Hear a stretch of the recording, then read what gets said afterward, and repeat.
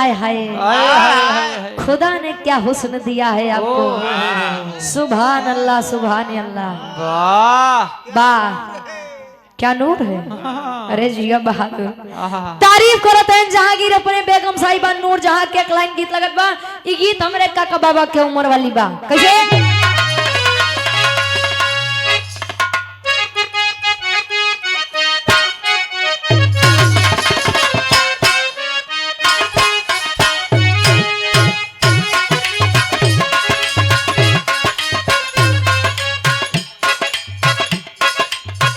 लइका कहे कजरा मोहब्बत वाला वाह कजरा मोहब्बत वाला अखियों में ऐसे डाला। कजरा मोहब्बत वाला अखियों में ऐसे डाला। कजरा मोहब्बत वाला अखियों में ऐसे डाला। कजरा मोहब्बत वाला अखियों में ऐसे डाला। कजरे ने ले ली मेरी जान हाय रे मैं तेरे कुर्बान। गजरा मोहब्बत वाला अखियों में ऐसे डाला। गजरे ने ले ली मेरी जान हाय रे मैं तेरे कुर्बान। गजरा मोहब्बत वाला अखियों में ऐसे डाला। गजरे ने ले ली मेरी जान हाय रे मैं तेरे कुर्बान। लेकिन तले लइकिया जले तनी बतिया सुने कहे सुना हमार बात। दुनिया है मेरे पीछे दुनिया है मेरे पीछे लेकिन मैं तेरे पीछे। दुनिया है मेरे पीछे लेकिन मैं तेरे पीछे। दुनिया है मेरे पीछे लेकिन मैं तेरे पीछे। दुनिया है मेरे पीछे लेकिन मैं तेरे पीछे। अपना बना ले मेरी जान हाय रे मैं तेरे कुर्बान। दुनिया है मेरे पीछे लेकिन मैं तेरे पीछे। अपना बना ले मेरी जान हाय रे मैं तेरे कुर्बान। दुनिया है मेरे पीछे लेकिन मैं तेरे पीछे। अपना बना ले मेरी जान हाय रे मैं तेरे कुर्बान। लेकिन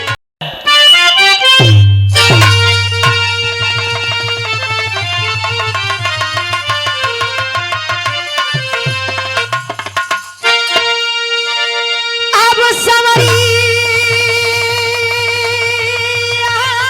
राम रे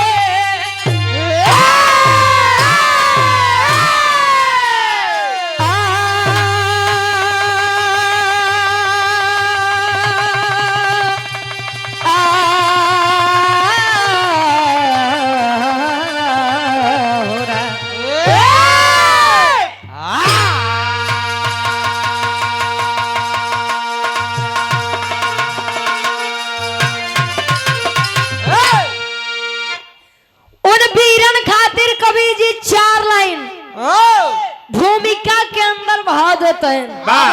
पहले के लोग एक बात कहा गुरु जी की रघुकुल रीति सदा चली आई। मेहरारू पर जुलुम ढहाई भाई नहु एक वीर है। हाँ तो ये आज के समय के वीर है। अच्छा ढेर जानकारी बा गुरु जी तो मेहररुन के बारे में। हाँ अब उनसे बतावा ना कहे रघुकुल रीति सदा चली आई। प्राण जाई पर वचन न जाई। बात खातिर मर मिटना मंजूर है लेकिन बात पीछे हो बात कटे ये मंजूर नहीं थी पहले के लोगों में। एक बात जान ले आप लोग आखिरी पीढ़ी होगा ये मंच के बाद छोड़ दे कि मंच पे आज के गवैया धोती कुर्ता आज के जनरेशन वाले पहन ले। बाकी आप लोग आखिरी पीढ़ी होगा जो धोती कुर्ता पहन के शादी विवाह में जात होगा। नहीं तो जवन जवन डैमेज पैंट चल गया कपड़ा फटे तो लोगों के सुई धागा से सी के पहने। आज हुए फटहा कपड़ा के कीमत 2500-3000 रुपया बा। बारे जमाना बारे डिजिटल इंडिया। कभी जी लिखा था इनका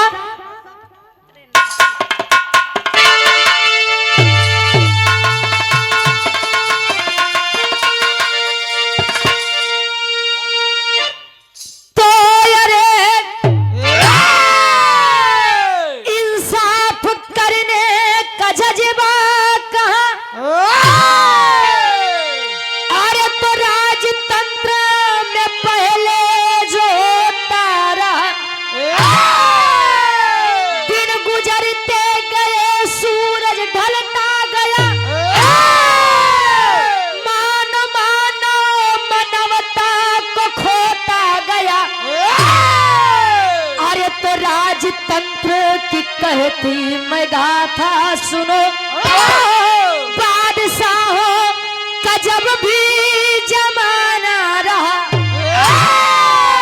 जहांगीर बैठे थे गद्दी पे अपने, रुचि इंसाफ का क्या फसाना रहा।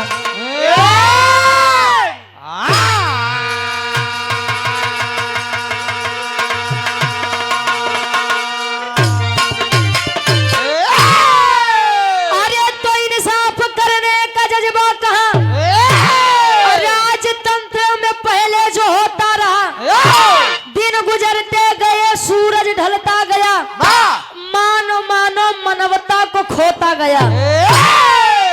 जैसे जैसे दिन बदल रहा है तैसे तैसे मानव के अंदर बात व्यवहार सब कुछ बदलता जा रहा है। पहले के लोग मिले भैया राधे श्याम सीताराम जय जय राम, आज के लोग मिलिए कहिए नमस्ते, कुछ नहीं समझते। अब तो जमाना है कि बस गुड मॉर्निंग गुड नाइट। अब इतना लोग समय बताओ थे कि बाहर से मैसेज आया गुड मॉर्निंग, तो यहाँ से केवल मैसेज जाए GM, बस बाहर से गुड नाइट, तो यहाँ से GN। पता नहीं इतना समय बचाए कि क्या करी है। अरे वाह ए भैया, पहले के लोग पांव छुए थे एकदम जले पंजा तक पैर नहीं जाए हाथ नहीं जाए, तले पै लगी नहीं हो। आज के पै लगी कैसे होता गुरु जी जाना था, झुक के नहीं तले, घुटना से नीचे तक कहाँ जमाना कहाँ तक जाए ये आप लोग जाना है। ए भैया पहले के हमारे काकी दाई लोग लंबा घूंघट करें या से कि उनके अंदर संस्कार के स्तर ज्यादा रहे। आज के समय में जींस टॉप कुल सिस्टम लगे बा, बाहर हमारे चाचा देखो है ना का घूंघट करे रहे। वाह अगर कहूँ चाचा या पर लड़की होता कसम से न जाने कितन के ऊपर जुलुम ढाया। हाँ जब यारे उम्र में ही हमारे काका दादा हरे का दीवाना बनवत है, तले अगर मेहरारू होता तो का हाल हो। न जाने कितना बुढ़त खराब हो जाते देख के। तो है कवि जी बड़ी बढ़िया गजल के संकेत करते हैं, कोनो आशिक अपने मासूका बधे कहे क्या कहे,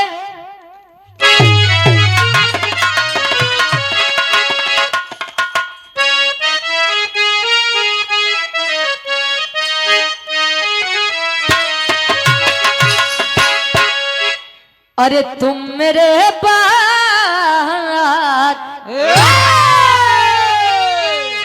भोजपुरी गजल बा, हिंदी में प्यार, उर्दू में मोहब्बत, अंग्रेजी में लव, संस्कृत में स्नेह, वाह गणित में जाना था जोड़, अरे बारे प्रेम। अच्छा गणित में मिलान कर देता है बाजिया गुरुजी। अब वो लड़किया कहे अरे तुम मेरे बाद मोहब्बत को तरस जाओगे, तुम मेरे बाद मोहब्बत को तरस जाओगे, तुम मेरे बाद मोहब्बत को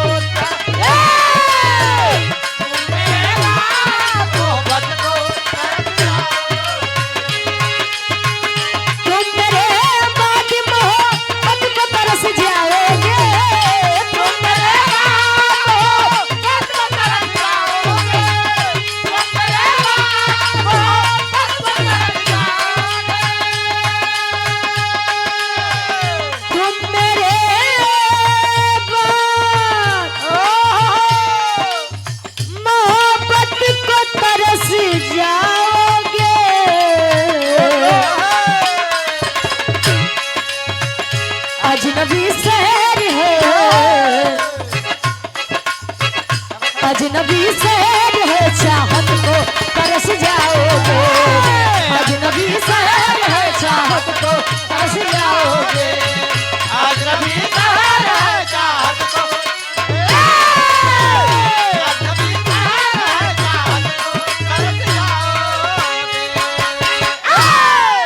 यहाँ पर बैठी भगवान स्वरूपी जनता से हमारा एक सवाल है, सभी से सवाल है। विजय भैया आपसे भी सवाल है। कौन सवाल बा? अरे राजा विद्वान, अरे तो राजा विद्वान में स्थान किसका ऊंचा है? राजा विद्वान में स्थान किसका ऊंचा है? राजा विद्वान में स्थान राजा विद्वान में स्थान किसका ऊंचा है? राजा विद्वान में स्थान किसका ऊंचा है? राजा विद्वान में स्थान किसका ऊंचा है? राजा विद्वान में स्थान किसका ऊंचा है? आज मैं कहती हूँ सम्मान किसका नीचा है? आज मैं कहती हूँ सम्मान किसका ऊंचा है? आज मैं कहती हूँ सम्मान आज मैं कहती हूँ सम्मान किसका ऊंचा है? राजा विद्वान में स्थान किसका ऊंचा है? एक तरफ एक बात जान ला, पीठ पीछे सब गरियावत है, सब। अब भाई क्यों मिल गया चौराहे पे, भैया तनी सा चाय पिए उतना खाई जान था, बड़ी ठंडी बा। अच्छा ठीक बा, लोग कह दिए कि बड़ा दूरिया से आए, बेचारा पियाई दे, एक कप चाय भैया दई दई ऊ के छप्पी ले तो ऊ चला कहन देखा यार इस तमावत है, लेकिन एक सारी चूतिया बनाई दे। अब ये लोग ये नहीं समझते हैं कि हमने उसे पागल बनाया है, वो नहीं देखता, लेकिन वहां पर सब दिखात बा। एक तरफ राजगद्दी पर बैठा राजा इसलिए सम्मान पाता है कि अगर एक चाटू करता करबे करे पीछे पीछे लागब तो कोनो भी गुनाह कर दे तो हमार कुल माफ रही। और एक तरफ विद्वान का सम्मान इसलिए होता है क्योंकि उसके पास दिमाग है, बुद्धि है, अपने बुद्धि अपने ज्ञान के कारण बड़ी से बड़ी समस्याओं का एक तरफ करके सुलझा देता है। तो राजा विद्वान में स्थान किसका ऊंचा है, ये आप लोग विचार करेंगे। कहानी बा कब के कर बा कोने समय के बाद कवि जी कहानी उठावत है।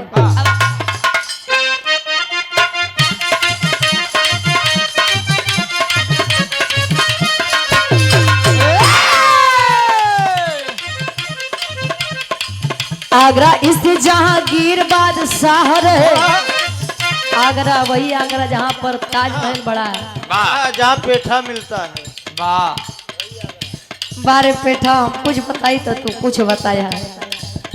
ताजमहल लोग कहते हैं ताजमहल प्यार की निशानी है, लेकिन मेरे हिसाब से अगर प्यार की निशानी कुछ है तो वो है दशरथ माझी जी के द्वारा बनाया गया वो रास्ता, जिन्होंने अपने पति को खो दिया और 22 साल लगातार उस पत्थर की कटाई की।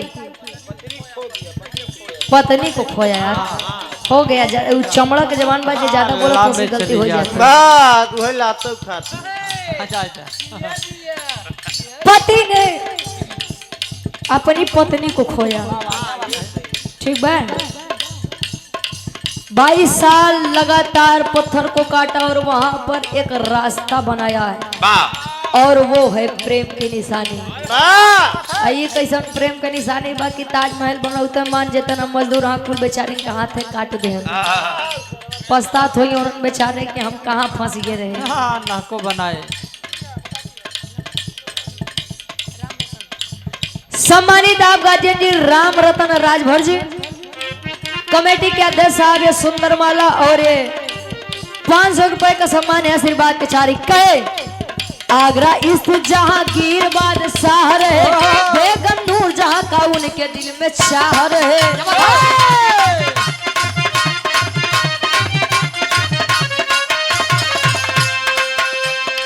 भले से नगर में खैले सुल्ताना खानम थे। खैले का मतलब उर्दू शब्द है, खैले का मतलब बहुत सारी, वो खाए वाली नहीं। खैले का मतलब उर्दू शब्द है, खैले का मतलब बहुत सारी पत्नियां थी। जलेबी समझत रहे। भले में नगर में खैले सुल्तान खानम थी, मगर सुल्तान की तो नूरजहां ही जानम थी।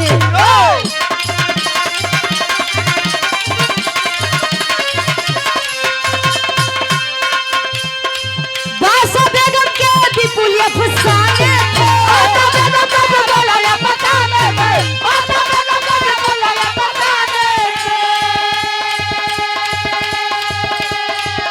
तो बादशाह बेगम के विपुल अफसाने थे। तभी तो नूरजहां के शहजादी दीवाने थे।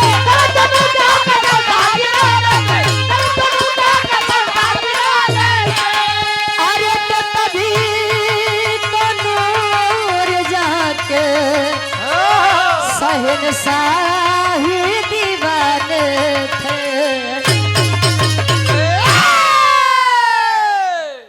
आगरा स्थित जहांगीर का दरबार रहे और बेगम नूरजहां का उनके दिल में चाह रहे। होता है कि जो चीज ज्यादा खूबसूरत होती है, जो नारी ज्यादा खूबसूरत होती है, तो पुरुषों का लगाव उस तरफ ज्यादा हो जाता है। कोई भी खूबसूरत चीज आ जाए, अट्रैक्शन उसकी तरफ ज्यादा बढ़ता है। हालांकि जहांगीर की कई पत्नियां थी, बताया जाता है लगभग 20 पत्नियां थी, और 20वीं पत्नियां थी नूरजहां बेगम जी। नूरजहां बेगम बड़ी खूबसूरत थी, बहुत खूबसूरत। गुरुजी इतनी खूबसूरत कि अब हम क्या बताएं। कभी भी नूरजहां को किसी ने बेनकाब नहीं देखा था। मतलब बेनकाब का मतलब मुसलमानों में या रिवाज होता है कि लड़कियां कहीं भी बाहर जाती हैं तो अपने आप को कबर करती हैं। अरे मतलब यार जौन भी हो, लगा के अपने आप को कवर करती हैं, मतलब खुद को नकाब के अंदर खुद को सेव करती हैं। ठीक बा। ए भैया, कभी भी किसी ने नूरजहां को नहीं देखा, लेकिन नूरजहां के बड़ा चाहे। जहांगीर जी बड़ा प्यार करें।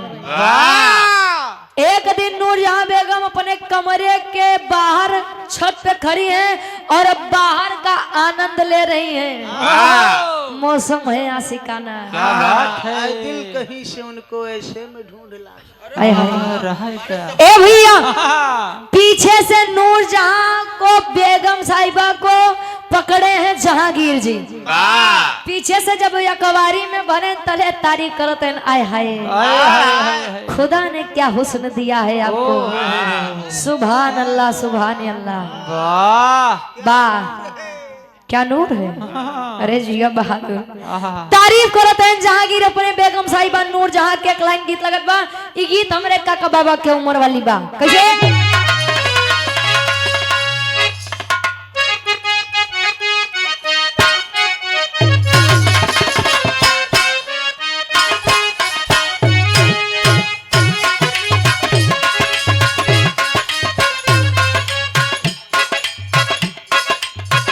लड़का कहे कजरा मोहब्बत वाला बा,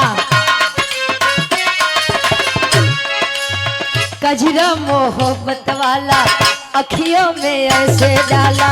कजरा मोहब्बत वाला अखियों में ऐसे डाला, कजरा मोहब्बत वाला अखियों में ऐसे डाला। कजरा मोहब्बत वाला अखियों में ऐसे डाला। कजरे ने ले ली मेरी जान, हाय रे मैं तेरे कुर्बान। गजरा मोहब्बत वाला अखियों में ऐसे डाला, कजरे ने ले ली मेरी जान, हाय मैं तेरे कुर्बान। गजरा मोहब्बत वाला अखियों में ऐसे डाला, कजरे ने ले ली मेरी जान, हाय मैं तेरे कुर्बान। लेकिन तले लइकिया जले तनी बतिया सुने कहे सुना हमार बात। दुनिया है मेरे पीछे, दुनिया है मेरे पीछे लेकिन मैं तेरे पीछे। दुनिया है मेरे पीछे लेकिन मैं तेरे पीछे। दुनिया है मेरे पीछे लेकिन मैं तेरे पीछे। दुनिया है मेरे पीछे लेकिन मैं तेरे पीछे। अपना बना ले मेरी जान, हारे मैं तेरे कुर्बान। दुनिया है मेरे पीछे लेकिन मैं तेरे पीछे। अपना बना ले मेरी जान, हाय मैं तेरे कुर्बान। दुनिया है मेरे पीछे लेकिन मैं तेरे पीछे। अपना बना ले मेरी जान, हाय मैं तेरे कुर्बान। लेकिन तारीफ कर रहे हैं जहांगीर अपनी बेगम साहिबा नूर जहां की। आय हाय रे मेरी रानी,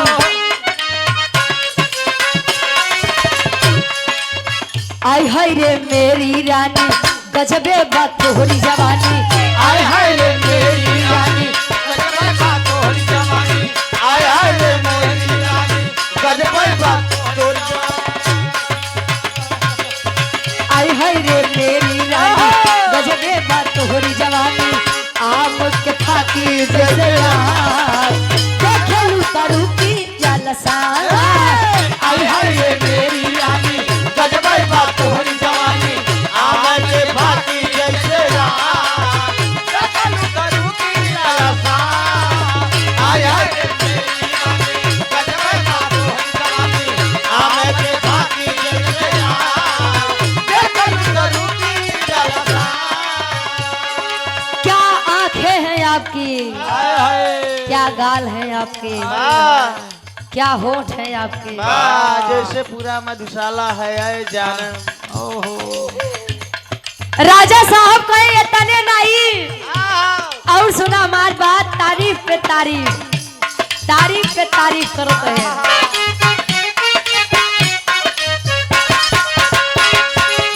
हिरनी के जैसे रानी चल जोरदार बाटे। हिरनी के जैसे रानी काल जोरदार बाटे। हिरनी के जैसे रानी काल जोरदार बाटे। कमर कमानी जैसे सुना लचकदार बाटे। कमर कमानी जैसे सुना लचकदार बाटे। कमर कमानी जैसे सुना लचकदार बाटे। तब बाहों में आ जा रानी लेकर के अंगनू रानी। बाहों में आ जा रानी लेकर के अंगनू रानी। बाहों में आ जा रानी लेकर के अंगनू रानी। बाहों में आ जा रानी लेकर के अंगनू रानी। मौसम के रूप होवे खास, देखेलू तो रूप की जलसा। बाहों में आ जा रानी लेकर के अंगनू रानी। कहे बाहों में आ जा रानी लेकर के अंगनू रानी। हाँ। अब मौसम के रूप हवे खास, देखेलू तो रुकी जाला सांस। बेगम साहिबा इधर आइए। तले बेगम साहिबा कहे राजा जी दूर हटे जी। Don't touch my body. अरे जी ऐसे अंग्रेजी पढ़ावे तू जानत रह का हो। अच्छा घबराई। तले नूर जहां कहे यही तब जले हमारे एक शर्त मनवा। जहांगीर कहे आए अब हमारे लगे आवे बदे शर्त माने के पड़ी। तू जवन कहबू हम तवन करब, लेकिन तू आव। कहीं क्या चाहिए बोलिए। हीरे जवाहरात सोना चांदी का चाहिए बतावा, कुल तोरे नाम में लिख दे। तो बिना दूसर मेरा लिया जे बोले। कहां भैन ये कौन राजा है नो। तले नूर जहां कहे कि तो हम के नहीं सोना चाहिए, नहीं चांदी चाहिए, नहीं हीरा चाहिए, नहीं मोती चाहिए। हमका केवल एक चीज चाहिए। कौन चीज? आप मुझे धनुष और बाण चलाना सिखा दीजिए। आए हाय, इस अदा पर, इस खूबसूरती पर ये अदा काफी जान लेगी। ठीक है सिखा देंगे। अच्छा एक दिन बीता गुरुजी, 3 दिन बीता, 4 दिन बीता, 5 दिन बीता, 6 दिन बीता, 7 दिन बीता, 8 दिन बीता, बीता गई। वाह। धीरे धीरे समय बीता। एक दिन बीता का मतलब गुजर गया, चला गया। का कर बाबू भाषा से मजबूर रही है। हाँ समय अब एक दिन में आई के बाद वही हाल हो, देसी चिड़ैया मराठी बोल हाँ जान ले हमारा उधी भाषा बा, हमारे खातिर वही सबसे बढ़िया बा। वाह हाँ ये बंतु वाला काम हमसे ही नहीं होता। हाँ ए भैया धीरे धीरे दिन गुजरता गया। एक दिन जहांगीर अपने राज दरबार में बैठे हैं और यार बेगम साहिबा अपने कमरा हुए छत के किनारे खड़ी है। देखा तई तले विचार करत है हमार सैया हमार राजा कहे धीरे धीरे समय बीत गया बाद तले हमार राजा हमका बड़ा बढ़िया सिखावा चला गए धनुष बाण चलावे। कहे नहीं आज खुद की परीक्षा ली जाए। धनुष पर बाण चढ़ाई और देखा था कि एक कौआ पेड़ की डाली पर बैठा है। भी करिया वाला कौआ काला कौआ बैठा है भैया। ताले बेगम बाण छोड़ा तय। अब बाण जब छूटा कौआ अपने तरफ खतरा आता देख उड़ा है उस डाली से। बहुत चलाक रहा काला कौआ। अब जाहिर से बात है अगर धनुष से बाण छूटा है मंजीत भैया, अगर धनुष से बाण छूटा है तो वो बाण कहीं न कहीं जाकर के लगेगा। कौए के ऊपर निशाना साधे रही बेगम साहिबा। अजल कौआ उड़ गया तो उजाई कहा कवि जी लिखत है तेरी के भाव में।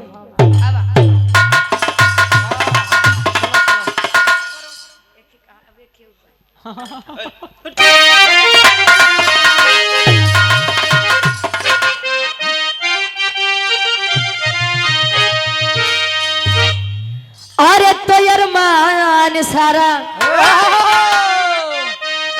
अब धूमिल होई गवा। अरे तो अरमान सारा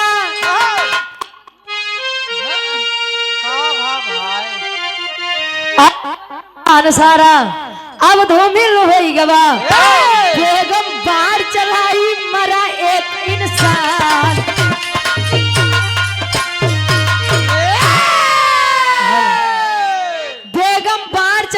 मरा एक इंसान अरमान सारा धूमिल हो गया।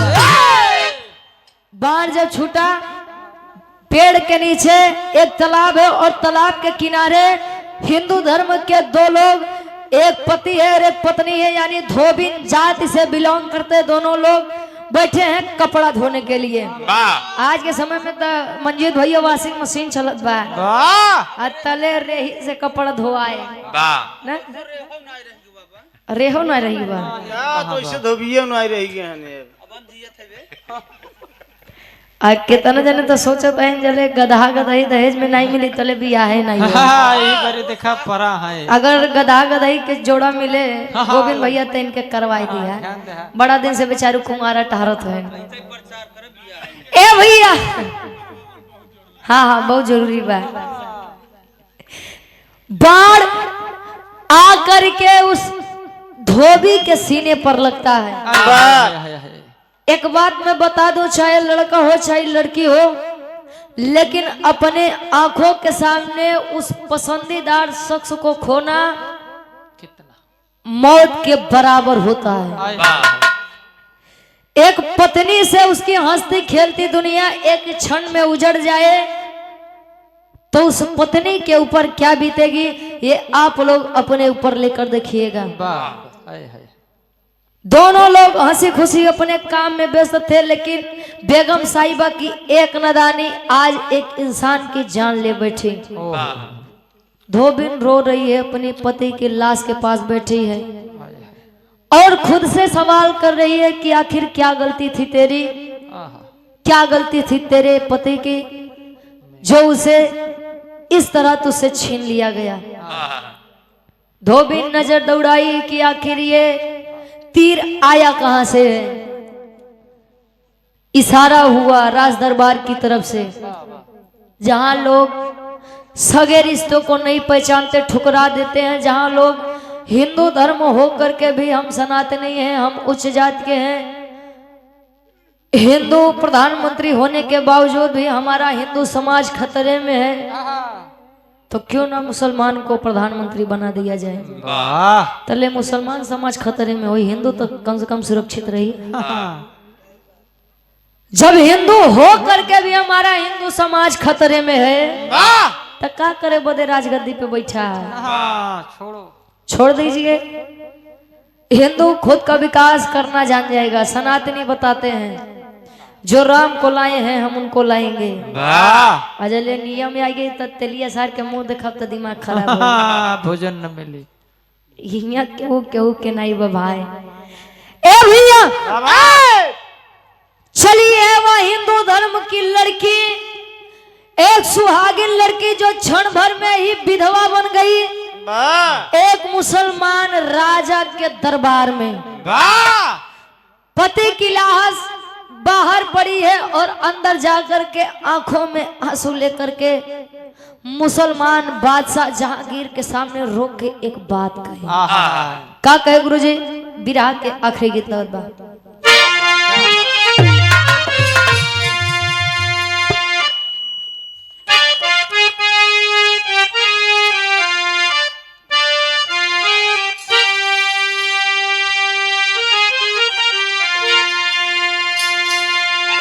अरे क्या तुम्हें पता है अरे गुलशन, अरे क्या तुम्हें पता है अरे गुलशन, मेरे दिल बरियाने वाले हैं। क्या तुम्हें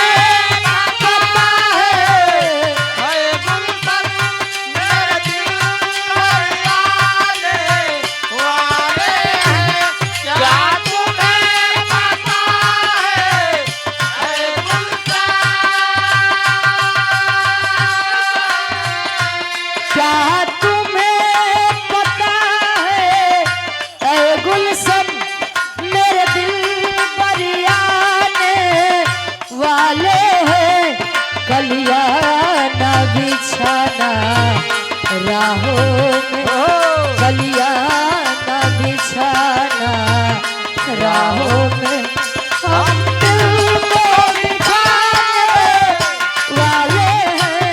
क्या तुम्हें पता है ऐ गुलशन, मेरे दिल बरियाने वाले हैं। कलियाना बिछाना राहों में, कलियाना बिछाना राहों में, हम दिल को बिछाने वाले हैं। क्या तुम्हें पता है ऐ गुलशन। बाहर दीवानगी, वाह क्या गीतें होती थी पहले के समय में। हाय हाय हाय।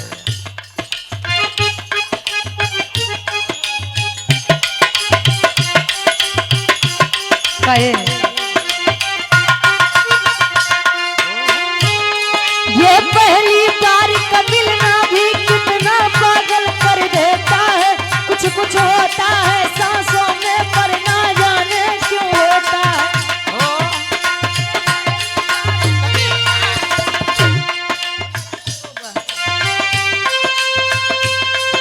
कहे ये पहली बार का मिलना भी कितना पागल कर देता है। कुछ कुछ होता है सांसों में पर ना जाने क्यों होता है। ये पहली बार का मिलना भी कितना पागल कर देता है।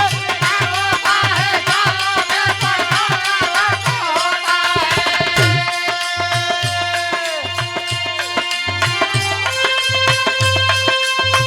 है। कहे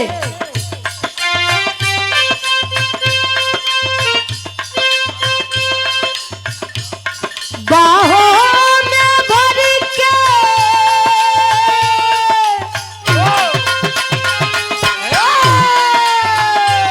बाहों में भर के हम दिल भर इस दिल को बिछाने वाले हैं।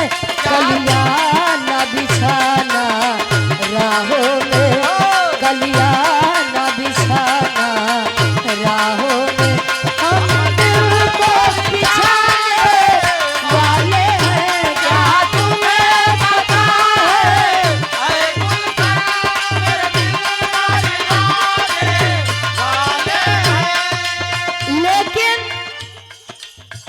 हिंदू धर्म की लड़की खड़ी है और उस मुसलमान बादशाह जहांगीर के सामने और हाथ जोड़ करके बैठी है और एक सवाल करे पूरी सभा के बीच में, क्या हुई खता है,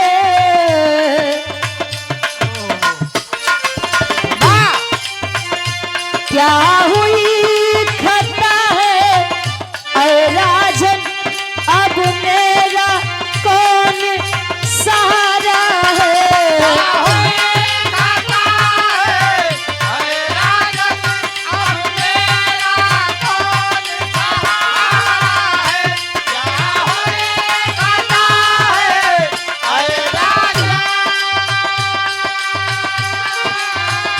क्या हुई खता है,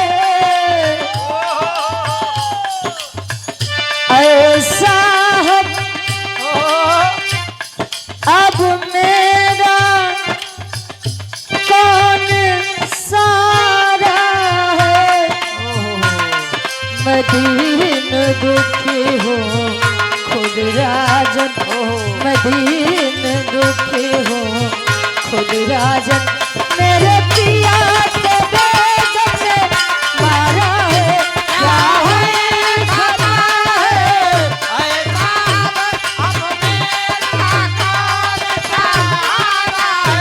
मैं दीन दुखी हूँ खुद राजन, मैं दीन दुखी हूँ खुद राजन, मेरे पिया के बेगम ने मारा है।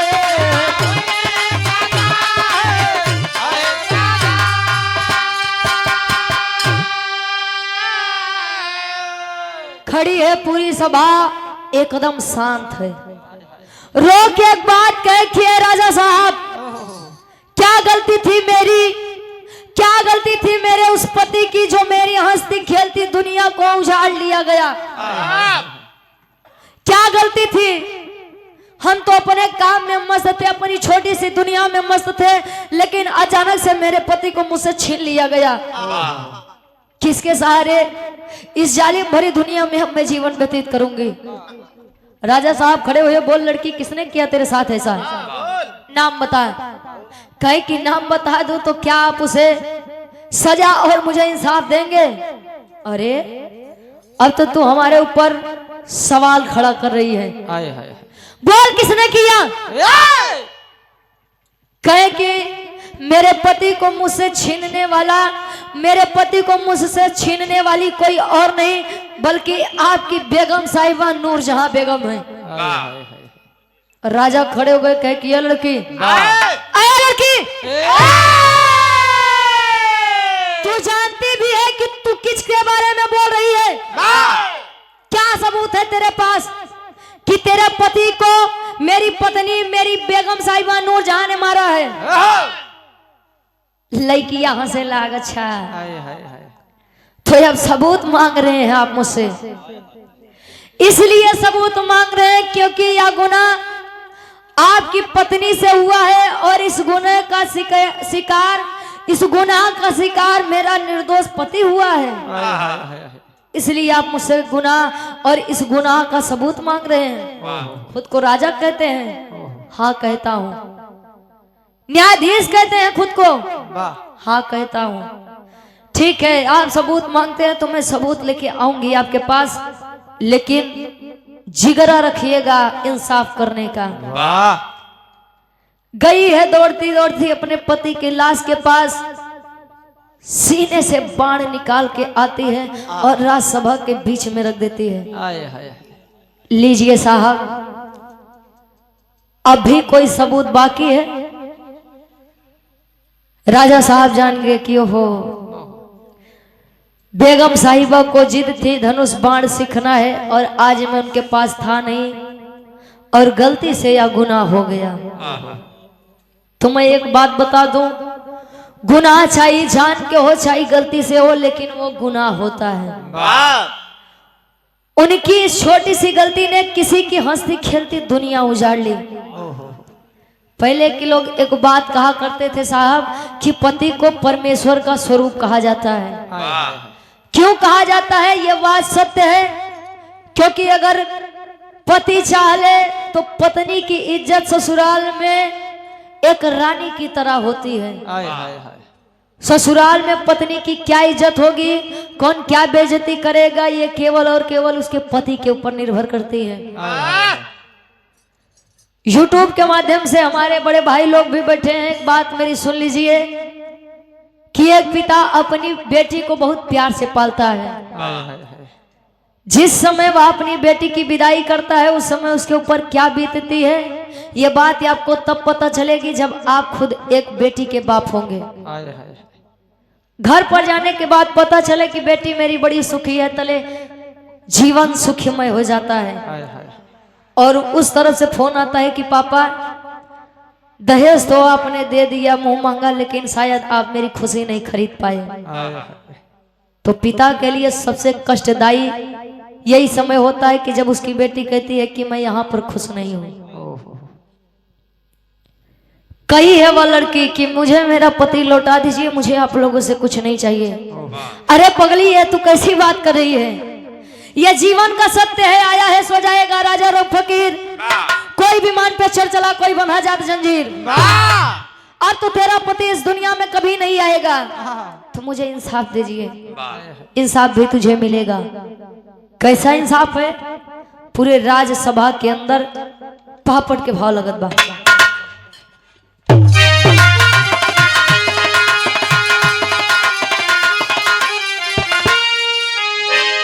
अरे तो बोले बादशाह करूंगा इंसाफ माफ हर गलती का। अरे तो बोले बादशाह करूंगा इंसाफ माफ हर गलती का। तो धनुष बाण को उठा लिए है हाथ माफ हर गलती का। धनुष बाण को उठा लिए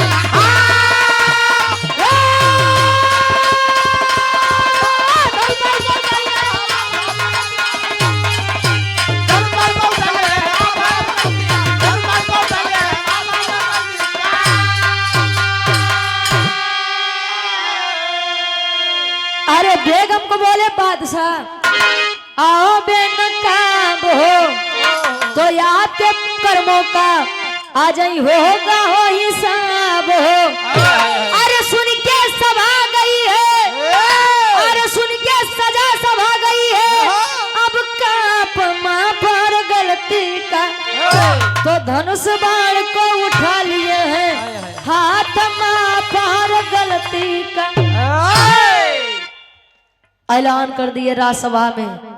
एक तरफ हुआ बेचारी हिंदू धर्म की लड़की धोबिन खड़ी है बीच में राजा साहब, और ऐलान किया कि बेगम साहिबा को कहो कि बेनकाब होकर के आज इस राज दरबार में आए। सोचिए, जिस रानी को कभी किसी ने बेनकाब नहीं देखा था, आज वही रानी मुजरिम की तरह बीच सभा में खड़ी है। पहले लोगों में बात फैलत बारे, इतनी खूबसूरत नारी को भला कोई कैसे सजा देगा। छोट मोटे जात के लड़की बा, थोड़ा बहुत रुपया पैसा दे दिए हैं और का सजा हुई।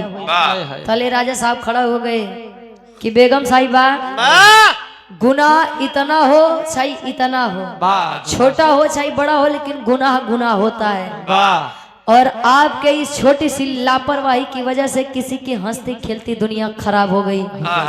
धनुष बाण को उठाए, एक तरफ बेगम साहिबा नूर जहां खड़ी है, एक तरफ धोबिन और बीच में राजा साहब। तले धोबिन से एक बात कहे राजा साहब, का कहे आल्हा के भाव में प्रमाण मिलत बा।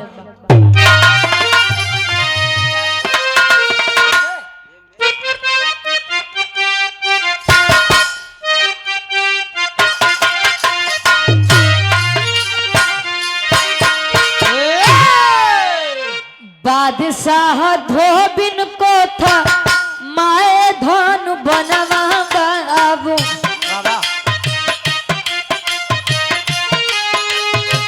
सामने खड़ा भइले सिनेमा के तान। बोले मारा बान बहिनी हमरे छतिया पे या बहिनी, वही सत्य सुन के धोबिन छोड़ दिहली बोलली बहिनिया भैया गजबे विपतिया बात नागर के राजा हवा तू मान कहवा मिली न्यायाधीश ऐसा न हम के वीरना रखिया भाई राखी सभा के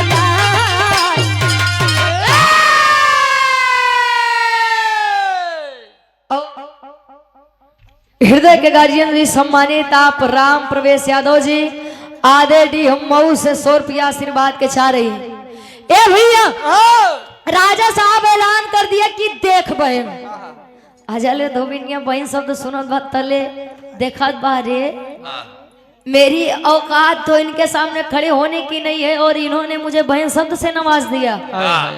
तले धोबिनिया कहे हाँ भैया बोलिए अब तो आप जो भी सजा देंगे मैं मंजूर कर ले जाऊंगी। कहे कि बहन देख इस लड़की ने तेरे सुहाग को छीना है। हाँ छीना है। अगर तू इसे मारेगी ये मर जाएगी और ये मर जाएगी तो इसे दुख का अनुभव ही नहीं होगा। तो मतलब कि इसने तेरे सुहाग को तुझसे छीना तू इसके सुहाग को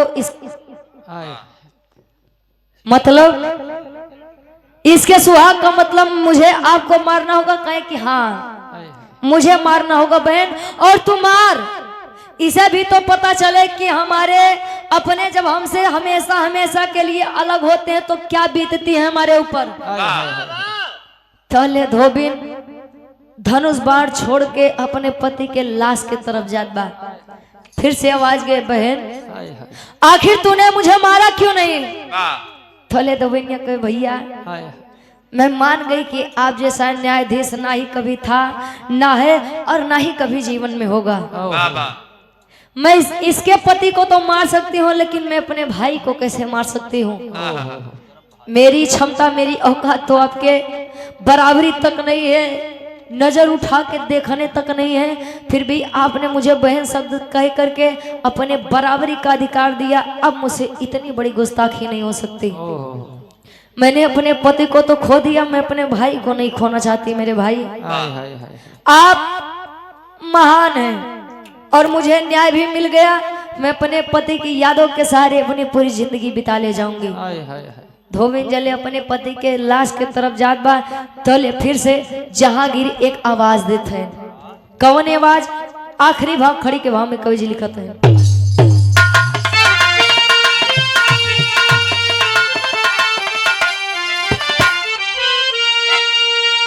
अरे तो मिला है कितना प्यार मुझे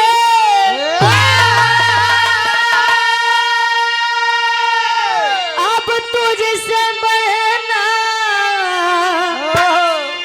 अरे मिला है कितना प्यार मुझे अब तुझसे बहना। बाहर जाओगी नहीं इस महल में रहना।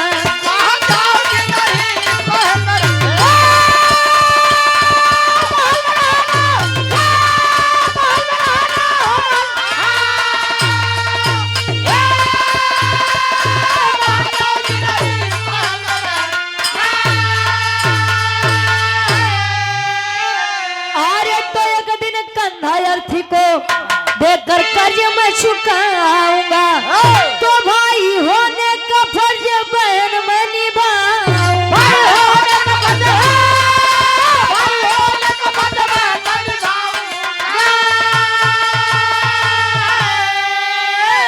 अरे दुख दर्द को मेरे रहते अब मत सहना। बाहर जाओगी नहीं इस महल में रहना। कहे जब तुमने मुझे भाई समझ कर छोड़ दिया बहन तो मैं अपने कर्तव्य से कैसे पीछे हट सकता हूँ। हिंदू धर्म में रिवाज होता है साहब कि अगर कोई इंसान मृत्यु को प्राप्त हुआ है तो उसे आखिरी बार अग्नि दे करके इस दुनिया से विदाई दिया जाता है। और मुसलमानों में यह रिवाज है कि कोई भी संसार को छोड़कर जाता है तो उसे दफन किया जाता है। एक हिंदू के लिए मुसलमान भाई चला है अर्थी को कंधा देने के लिए। ये बिरहा मेरी एक बात सिद्ध करती है जब हम प्रधान चुनते हैं, जब हम क्षेत्र पंचायत चुनते हैं, जिला पंचायत चुनते हैं, विधायक चुनते हैं, सांसद चुनते हैं, प्रधानमंत्री चुनते हैं, मुख्यमंत्री, राष्ट्रपति चुनते हैं, तब हम ये नहीं सोचते हैं कि पद पर बैठने वाला कौन होगा, किस जाति का होगा। लेकिन पद पर बैठने के बाद लोग अपना देखते हैं कि हमार बिरादर है, कितनो गुना करिए ठीक बजायदा है। तो ये मत सोचिए आप लोग, क्योंकि जनता बड़े उम्मीद से आपको उस पद पर बैठाती है। एक यहाँ पर एक रात में लॉकडाउन लग सकता है, एक रात में उन बलात्कारियों को सजा नहीं दी जा सकती है, तो 3 साल की बच्चियों के साथ रेप करके बैठे होते हैं। जब किसी ने तक को नहीं देखा है और दुनिया में कुछ समझने जानने से पहले ही इस संसार को छोड़ दे, सोचिए उसके ऊपर क्या बीतेगी। बलात्कारी भी आजाद घूमते हैं कि अरे पैसा बा तो सब बा, पैसा दे मुंह तो पाई तले कुल गुना बंद हो जाई। माई बाप के ऊपर का बीतत है, जो ने लड़का जो ने लड़की के साथ रेप होता है, माई बाप केवल रात में कैंडल मार्च लेके निकल जाएंगे, 2 दिन धरना पे बैठ जाएंगे कि इंसाफ दो, तीसरे दिन पुलिस के डंडा पड़ी तो सब अपने अपने घरे अजले एक अनाई हो जाए तले कुछ मिले वाला नहीं बा। और ये सम्मानित हमारे गार्जियन जी कार्यक्रम के आयोजक साहब आप सुनील यादव जी पहलवान जी, हमारे गार्जियन जी के द्वारा सुंदर माला 200 रुपए आशीर्वाद की छारी। हम चाहेंगे कि आप आ जाइए और कमेटी के सदस्य भी आ जाएं, हम स्वागत और सम्मान कर दें, क्योंकि हमारे हिसाब से अचली चला के बेला बा सम्मान हो जाए आखिरी भावा। अब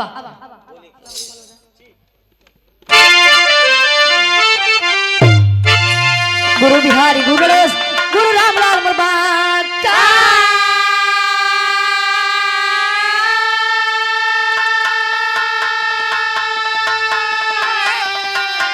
कफन करे हम लंदू कवि बच्चन विजय पत्ता कहाँ हो।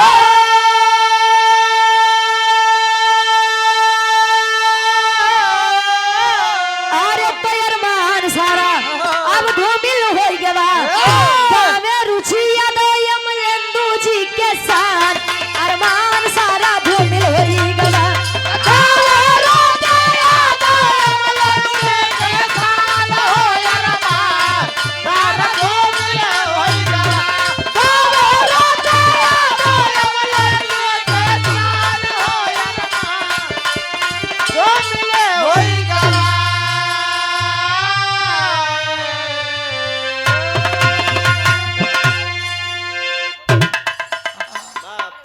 पहने रही चवाई